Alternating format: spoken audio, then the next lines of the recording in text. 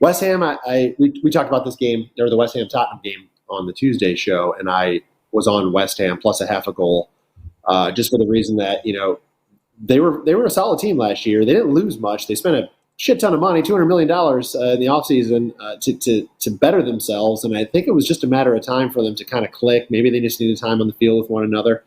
They don't have everybody kind of figured out yet, I guess, or in their roles specifically. But after that win 2 games ago, I believe it was drawing a blank now. I think it was over Aston Villa, and then I'm like, maybe that was the jumping board they needed. And of course, they had a great result against Tottenham with the draw. They arguably could have won that game. They had definitely better shot numbers, expected goal numbers.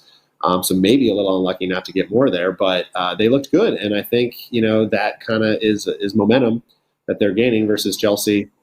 We've all talked about how they just haven't been looking as good, and at the end of the day, Carm, you kind of alluded to the fact that this thing is sitting on one. It just feels like it's likely. I mean, if Chelsea wins, it's likely a push. I just don't see them blowing West Ham out. So, but if you believe that Chelsea's going to win, it's safe to go that way because you don't have the risk of necessarily losing by laying multiple goals. But the same on the West Ham side. I like the Hammers. I don't see them losing by multiple. The historical here between these teams is not for blowout wins by Chelsea by any means.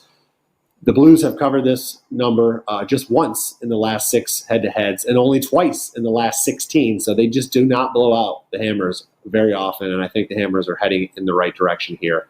And their game next week would be Thursday, an extra day of rest over Chelsea. So maybe that helps non-rotate their side a little less.